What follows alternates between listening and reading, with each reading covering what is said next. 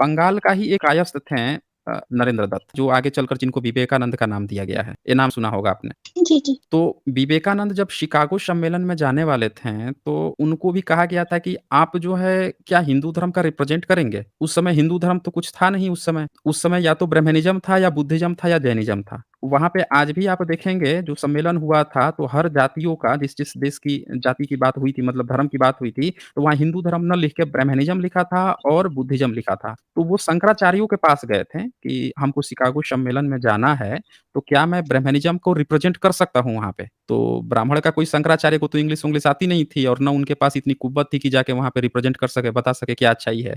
ये थोड़ा पढ़े-लिखे थे, तो शंकराचार्य ने इनको मना कर दिया था। ब्राह्मणिज़्म का रिप्रेज़ेंट करने का हक इनको नहीं मिल पाया था। तो ये कह के उनको रिजेक्ट किया था कि तुम शूद्र हो हमारे धर्म ग्रंथ में। समझ रहे जी, हैं जी। ना? जी। इनको शूद्र कह के वहाँ से बॉयकॉट किया था। फिर ये जब गए थे तो वहाँ जो इन्होंने स्पीच दिया, उस स्पीच में इन्होंने बुद्धिज़्म का बार-बार नाम लिया। बुद्धिज़्म को हृदय बताया, कभी कुछ बताया, बुद्धिज़्म के नाम पे करके और इनको बुद्धिस्ट लोगों ने ही अपने तरफ से वो दिया था, तब जाके वो वहाँ पे बोल भी पाए थे। तो इनको क्यों नहीं दिया था शंकराचार्यों ने ब्राह्मणिज़्म को रिप्रेज़ेंट करने के लिए? क्योंकि इनको शूद्र मानते हैं सब। आज की डेट में अलग बात है, चूँकि जिसके पास सत्ता है, जिसके पास पावर है, जिसके पास थोड़ा-सा रिप्रेजेंटेशन हो गया है, जिसके अंदर जातीय घमंड आ गया है दरअसल। जातीय घमंड जिसके अंदर आ गया है, वो क्या सोच रहा है कि हम थोड़े ऊँचे हो गए हैं। समझ रहे हैं ना?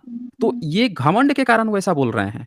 इन लोगों को इक्वालिटी से नहीं मतलब है। इक्वालिटी से कतई मतलब नहीं है। जैसे अभी आपने देखा है कि एक जो विलीव करके जो व्यक्ति आए थे, उन्होंने सीधे-सीधे कहा कि भैया हम तो लुटेरे हैं, हम हत्यारे हैं, हम सब चीज़ हैं। हम तो हैं, हम तो कह ही रहे हैं। ये बहुजन समाज क्यों आ रहा है हमारे पास? तो ये ठीक इन लोगों का ये कहना है कि सब चीज़ तो हमारे पास है, तो जिसके पास नहीं है, वो भाड़ में जाए, उससे हमको कोई मतलब नहीं है। तो बहुजन समाज जो है, उसको ये बात अब सोचने की ज़रूरत है कि वो तो सोच रहा है अपने बारे में, हम कब अपने लोगों के बारे में सोचेंगे हम कब अपने बारे में सोचेंगे? या हम बहुजनों को सोचना है, वो पूरी तरह से क्लियर है। उसका स्टैंड भी पूरी तरह से क्लियर है। उनके अंदर जातीय घमंड है, वो जो है ना आप उनको कितना भी सच्चाई बता देंगी कि भाई आपको शूद्र कहा गया है, आपको ये कहा गया है, लेकिन उनका वो घमंड नहीं टूटेगा। क्यों? क्योंकि उससे उनका जातीय वर्चस्व थोड़े खत्म हो रहा है। जिसको वो शूद्र समझ रहे हैं, जिसको अंत्य समझ रहे हैं, जिसको नीच समझ रहे हैं, वो अचानक से उनसे ऊपर थोड़े आगे बढ़ गया। चलो ठीक है, धर्म ग्रंथ में आपने बता दिया उनको कि आप जो है व्यास स्मृति में आपको तो नीच बताया गया है, आपको तो अंत्यज बताया गया है, हैं? आपको तो चेहरा देख लेने पर ब्राह्मण जो है कहेगा कि सूर्य की तरफ देखने लगेगा और आपसे बात कर लिया तो बिना नहाए-धोए घर में नहीं घुसेगा कि देखो हम तो कायस्थ से बात किए हैं, हमारा शरीर ही गंदा हो गया बात करने से। ये भी लिखा है।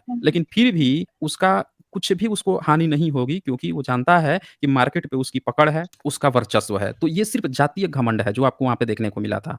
जी, वृंदा जी। जी।